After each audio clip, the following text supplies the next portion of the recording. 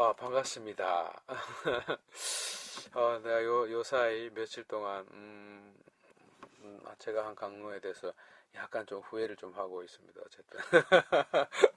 그, 어, 오늘, 그, 그, 복음은, 우리, 기독교 역사에 있어서 그 분수령을 이루는 아주 극적인 그 반전, 사도 바오로가 이렇게 등장하는 장면입니다. 사도 바오로는 본래 그 사울이었고 또 아주 열심한 바리사이였고 율법학자였죠. 그 성경에 있어서 그 대부분의 아주 큰 사명을 받을 때 계시를 통해서 좀 이렇게 새로운 이름을 이렇게 받는 경우들이 종종 있습니다. 예를 들어서 야곱이 이스라엘로 변한다든가 시몬이 베드로가 된다든가 어떤 등등. 그래서 이 사울이 나중에 그 바울로 이렇게 바뀌는 그런 어떤 아주 사명이죠. 더군다나 그리스도교가 이게 형성될 당시에 예수 그리스도가 중요하죠. 그러나 우리가 어떤 물건이 아무리 중요해도 그 광고를 못하면 물건이 안 팔리잖아요. 그래서 이 광고를 잘 해야 또 이게 널리 그 이름이 펼쳐져 가지고 뭐 테슬라, 뭐 구글, 뭐 같이 뭐 삼성, 뭐 현대 이러면 그 물건 자체도 중요하지만 어떻게 광고를 하고 이게 파는가 중요합니다. 그런 면에 있어서 1등 공신이 바로 사도 바오로입니다.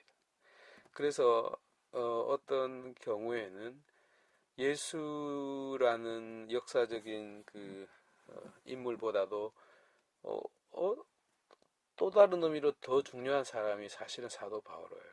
왜냐하면 사도 바오로가 그리스도교를 온 제국에 이렇게 선포하고 광고하고 뿌리 내리게 한 그 저기 원천이기 때문이죠. 네. 어, 그래서 어, 그래서 기독교는 사도 바오로가 이렇게 만들었다라는 말이 나올 정도로 또 그게 뭐 그렇게 틀린 말이 아닐 정도로 중요한 인물입니다. 문제는 아주 극적인 반전이 일어나는데 사울은 아주 유대교에서 가장 신심 있는 바리사이였고 자기가 말을 하듯이 그 가물리엘의 문화에서 율법을 공부한 사람. 제가 지난번에 이야기했죠. 이 가물리엘이 힐렐의 예수님 앞에 그 힐렐의 정말 그 대율법학자 그 힐렐의 손자였다고. 그리고 예수님의 많은 가르침과 거의 흡사하게 율법을 해석했던 사람이 바로 이 힐렐이고 그 힐렐의 그, 그 정통성을 이은 사람이 바로 저기 가물리엘이고 바로 그 문화에 있었으니까 사도 바오로의 이 정통성은 이루 말할 수 없는 사람이에요. 근데 바오로가 특별하게 조금 더 다른 이유는 그가 서 있는 위치가 달랐다는 겁니다.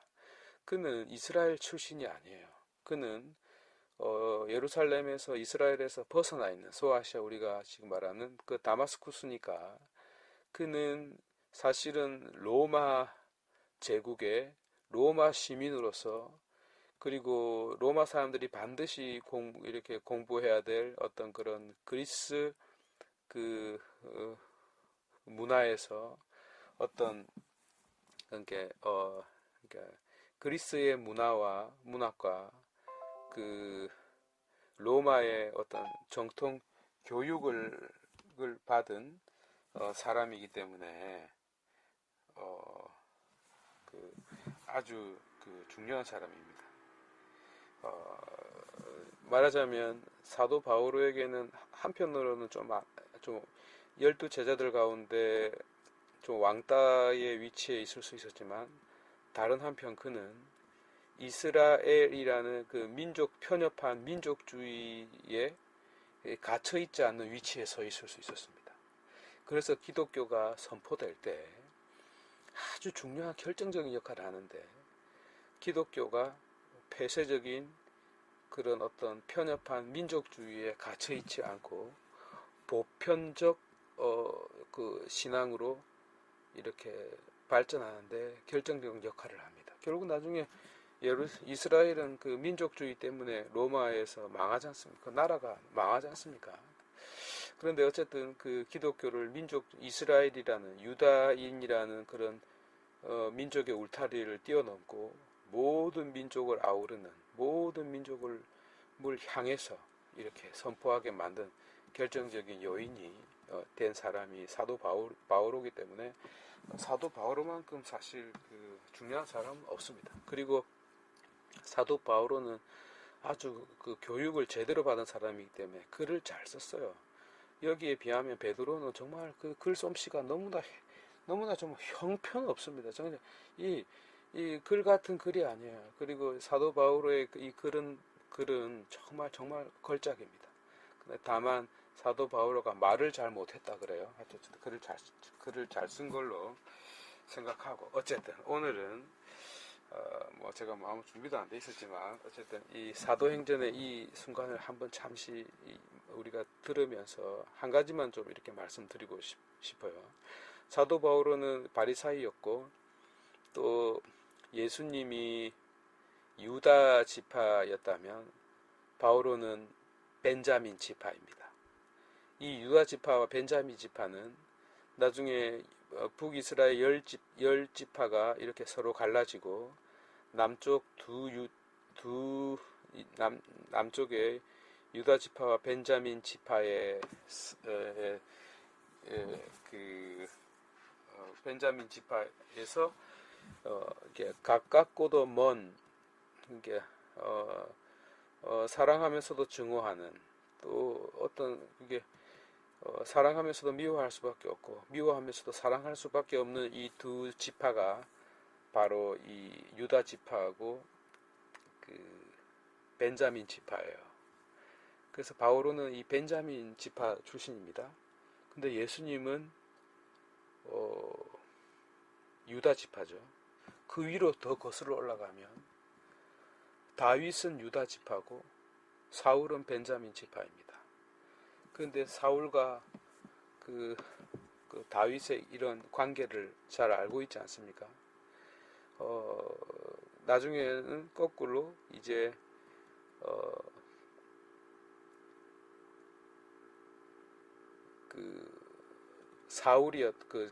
저기 앞에 벤자민 지파였던 그 사울, 다윗에게 밀려난, 하느님한테 찍힌, 그러나 결국에는 사도 바울을 통해서 모든 것을 갚고 오히려 가장 영광스러운 지파로 만든 사람이 또한 사울이어서 이 유다 지파와 이 벤자민 지파 사이에 이 역사적으로는 서로 주고받고 서로 보완하고 서로 이렇게 정말 그 이름을 빛내는 이런 역사가 반복됩니다. 어쨌든 오늘 이 사도행전에서 정말 열심한 신자였던 사도 바오로가 그 다마스쿠스에 그 예루살렘으로 이렇게 이제 예루살렘에서 다마스쿠스로 가는 길에 갑자기 이제 그리스도를 만나는 체험을 하게 된 거예요.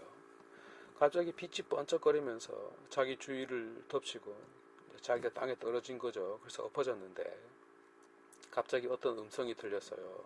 사울아, 사울아, 넌 왜 나를 박해하니? 그러니까 사울이 누구냐고 물었죠. 나는 네가 박해하는 예수라는 거예요.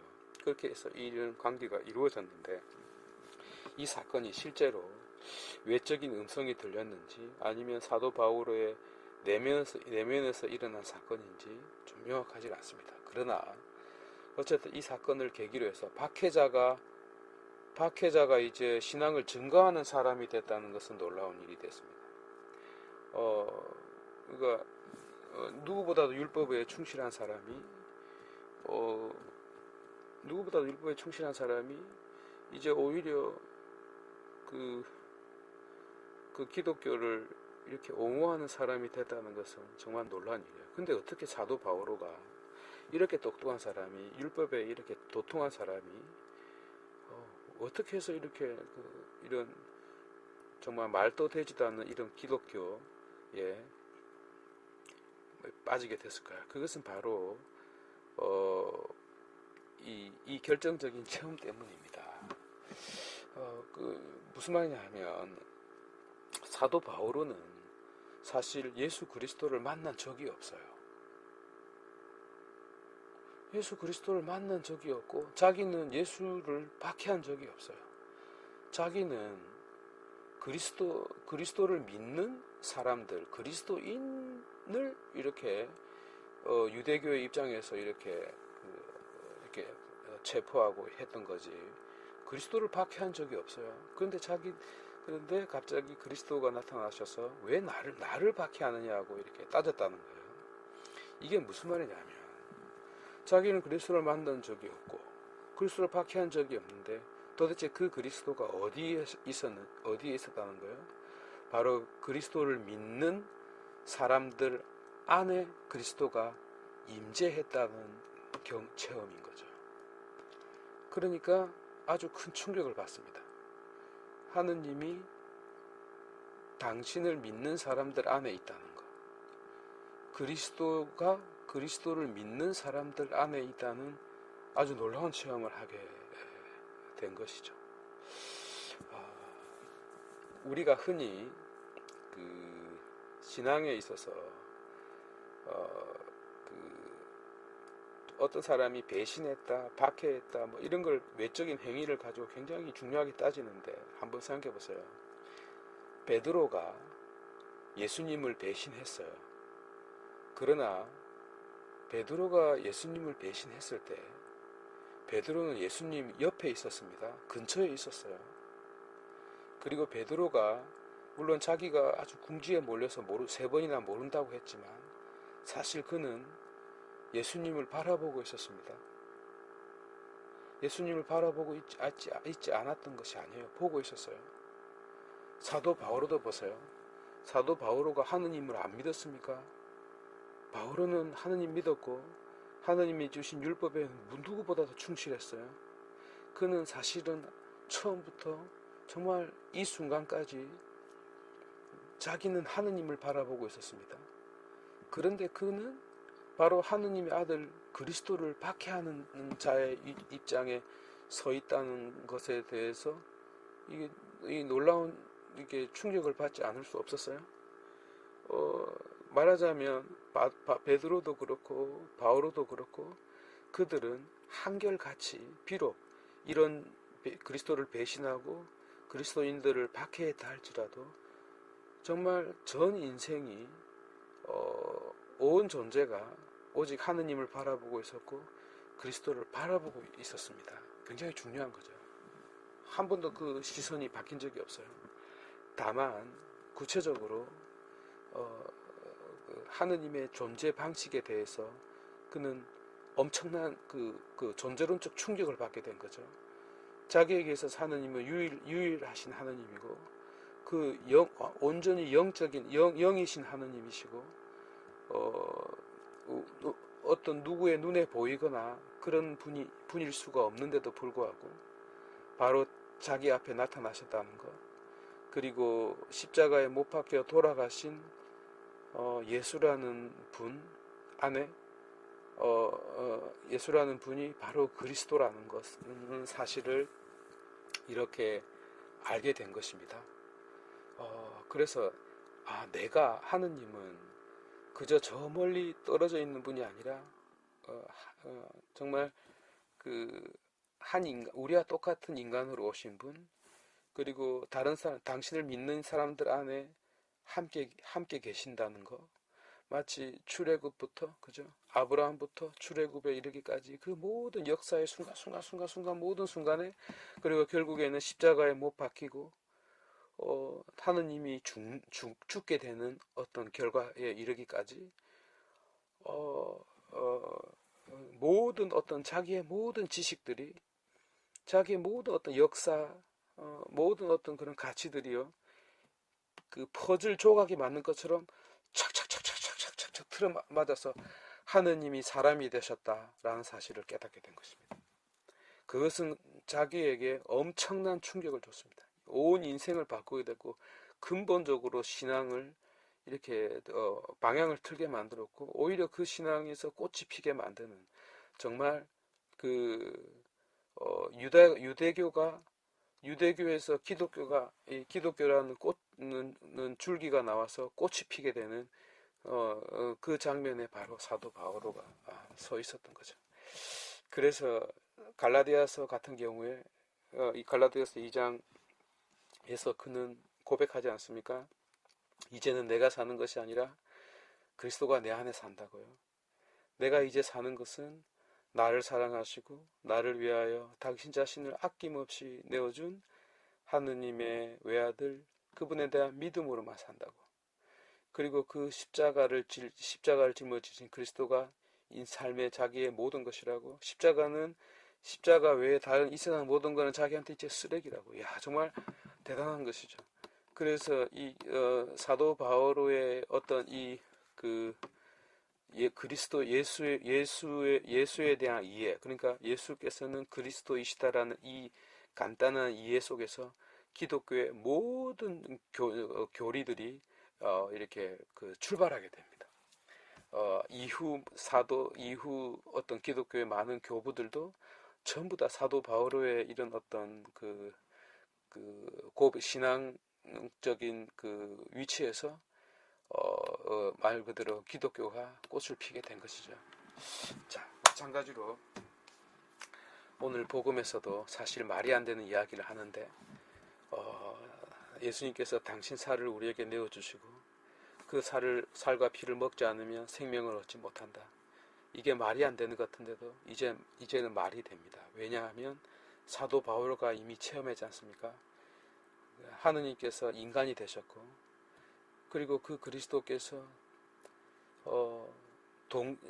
당신 분명히 자기 개체를 가진 분이 당신을 믿는 사람들 안에, 한 사람 한 사람 안에 이렇게 머무르신다는 것을 알게 된 것이죠.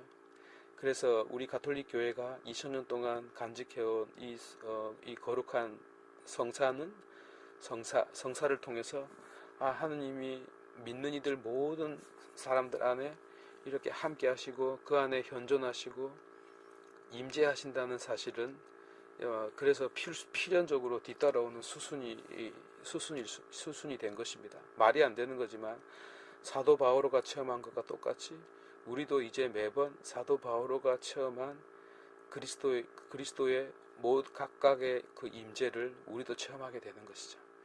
그래서 이 성찬례는 사실 기독교 신앙의 그 첫 체험이면서, 혹은 기독교 신앙의 어떤 첫 꽃이 되고 첫 출발점이 되는 그런 장면에서 우리도 마치 나 안에 갑자기 빛이 번쩍거리고 빛이 내 주위를 감싸고 그리스도의 살과 피를 먹음으로써 그리스도가 내 안에 머무르는 그런 놀라운 어떤 신비로운 체험 속에서 우리 신앙이 이렇게 내 안에서 새롭게 꽃을 핀다는 것을 우리가 굳게 이렇게 믿고 또 체험해야 되겠습니다. 자, 그러면 보온할까요?